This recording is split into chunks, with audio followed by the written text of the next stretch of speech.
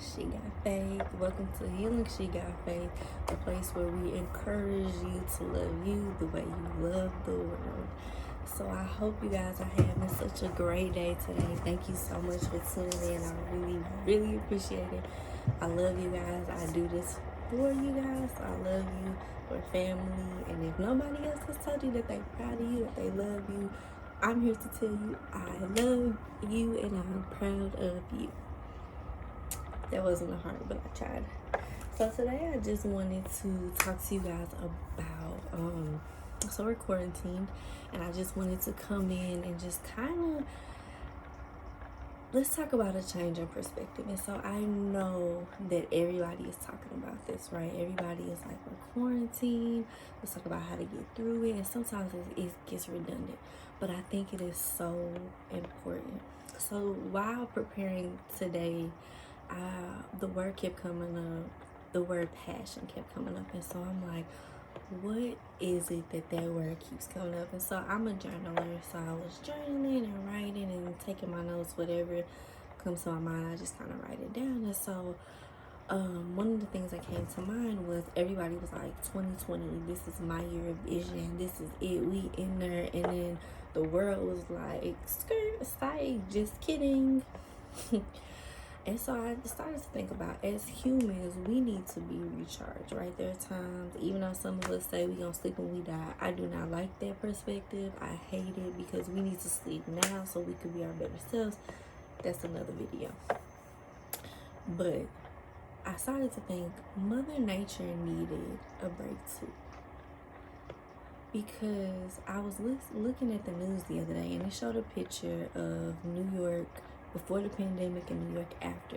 And the pictures were totally different. Like, there's actually nature in New York. Like me, I know I started waking up early and just listening to the birds chirp. When I moved to New York in October, I never heard birds chirp. I never heard nature. I never heard it. But since the pandemic and since things are slowing down, like, I still hear the sirens, I still hear the trains, but literally there's birds that just be chirping every morning. My aunt, who I live with, she actually opens up the kitchen window and the birds come right up and she feeds the birds and she be talking to them. And it's like Mother Nature needed to recharge too. So I think a lot of times, I think in this season, a lot of us think we're being punished. It's not being punished. We need to sit down. We need to be okay with ourselves. We need to learn who we are. So that's where that word passion came up. So what's Mother Nature's passion? To give us life. But how could she give us life when we're polluting it, when we're not treating her well, when we're not loving the earth? How can Mother Nature give us life when we don't even love ourselves enough to love the earth? Some of us, we're just ignorant. We don't know the knowledge. Some of us don't believe in it. Some of us just don't have the time to think about it. But now it's like, okay, we're here, we gotta make it work. And so what's your passion? Just take 2 seconds to think about it. What's your passion?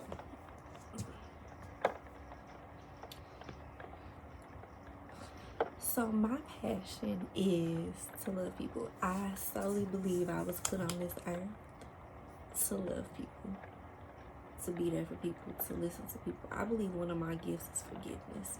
A lot of people will call me weak, but I solely believe that I was put on this earth to love people and to show forgiveness. I'm very empathetic. I think that's how I ended up in the line of social work, because part of being a social worker is the concept of empathy, meeting somebody where they're at. And me, I've been doing that my whole life. I don't care what your past tells you. When you're here, we're meeting you here, and we're gonna move forward. And so I think a lot of us get uncomfortable because of fear, because of anxiety, because of the unknown. And so I'm there too. I'm definitely there too. And so one of the things I wanted to share with you guys was, like, I never actually planned on doing a YouTube video. I solely only did a YouTube video, videos, channel, whatever you call it, because people on my social media asked me to. I did not want to do a YouTube video because of how I talk. because people always say they can't understand me what I'm saying, because people always say that my accent is weird or whatever the case may be. But guess what, y'all? I want to be a motivational speaker. I've been wanting to be a motivational speaker since I was probably like 10. I just didn't know at the time it was called motivational speaking. But I love speaking in front of people. I absolutely love being able to speak in front of a crowd. It does not bother me to talk in front of a crowd. I'm comfortable. It's where I'm most comfortable at. And so I was thinking, I'm like, Lisa, if this is one of your passions, why you not gonna do it? So one of my really good friends the other day said, because he just got into his artist, like tap into his artist creativity. His wife is doing hairstylist, and then me, I started blogging and doing the video. And so he says, you know, sometimes when you put yourself out there, you sign that waiver of people just gonna talk. People gonna say what they gotta say. But that's your passion. That's your project. You're doing that. So sometimes you just gotta do it. And it don't matter how many likes you have. It don't matter how much listen, I can go on and on about that. But the whole purpose is one, looking into your passion and seeing how to go forward. Sometimes with our passion, the only way to get there is by recharging. So let's use me as an example.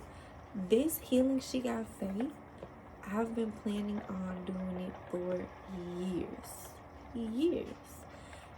And it was actually called something else. So I was known for, it was a ministry, a group I had called Praise and Prayer. I started it back in college, and I tried to bring it, when I left college, I tried to bring it to my hometown, and it worked for a little bit, but honestly, like, I was just tired, I was burnt out. And so this whole idea is years and years of work and trial and error and stuff like that, and it's still not perfect. Like, it's nowhere near what I want it to be.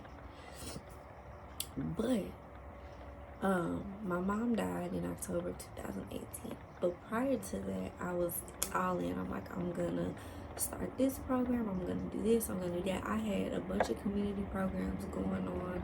I was in grad school, I was working full-time, I was a full-time TT. I think at the time I was even maybe a girlfriend. Like, I had so much going on, and my mom died. All that got erased. All of it got erased. The passion, the love, and all of that. And so I had to go through a season of dealing with grief and dealing with that. But in my season of grief, I really figured out who I was. Not 100% because I'm still figuring that part out, but getting to know me. I was forced to sit down. I'm always the person that if you need me to be somewhere, I'm gonna be there. If you need me to be here, I'm gonna be there. If you need support, you call on Lily. If you do this, you do that. But when I needed it, I felt like the world came crashing down on me. And it was hard. It was hard because I wanted to still be there for everybody, but I was empty. So I made the executive decision to quit everything, pack myself up and move, and go live with family to be able to recharge. And so I'm trying to recharge, but I'm still busy. Like, I'm still doing stuff. I'm not really getting sleep. I'm not really putting in the effort to actually do stuff. And so at the time I'm getting ready to get focused and jump back into projects, the pandemic hits.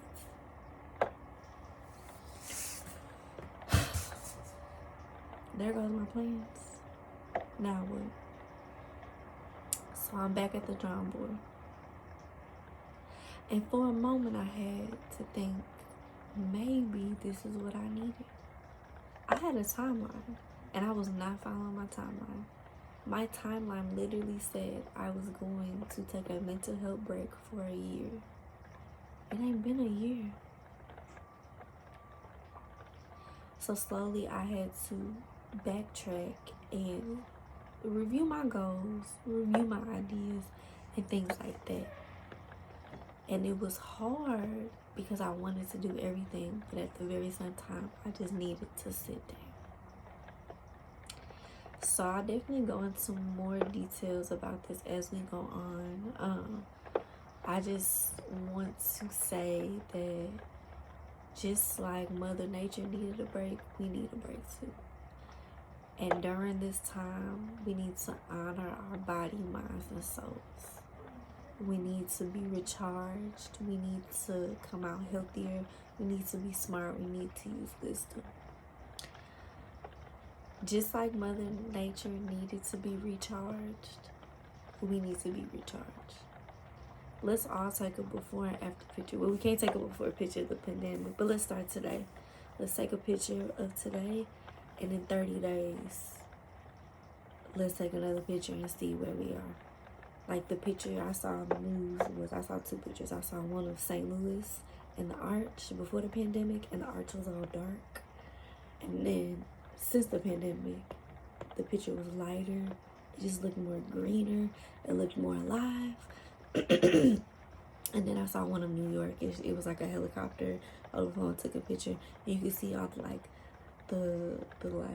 grayish stuff. That was the pollution. And then they took one recently, and it was foggy, but it just looked more calm. It looks more pretty. And so if Mother Nature needs a break, guys, we need a break too. Like, seriously. So today I just want to end with that. Like, let's find one, let's get some rest. Let's recharge. Whatever that means to you. It may not mean go to sleep. We all have our different ways of recharging, but let's start with recharging. 2, let's figure out what our passion is. What is your passion? What is it? What gets you fired up? Me, it's writing, it's speaking, it's brunch. Let me tell y'all, brunch is a passion of mine. Being around people, good music, yes, I love it. Program planning. I love connecting with different people and different nonprofits and program planning. And then let's put a plan for our passion. I didn't say execute. I just said let's put a plan for our passion. So 3 things: recharge, find your passion, and let's put a plan. So like, I have a notebook. Well, actually, I have a couple notebooks that I walk around. I keep them by my bed. Keep them by my bed. I sleep with them, and anytime I have an idea, I put them in here. And I literally probably have like two or 3 of these, maybe even 4. So recharge, what's your passion, and plan for your passion.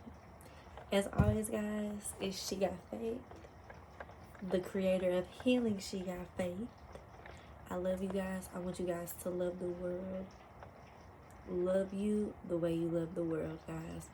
The world needs your love, but let's put that same energy in ourselves. I love you guys so much, and I can't wait to see you next time.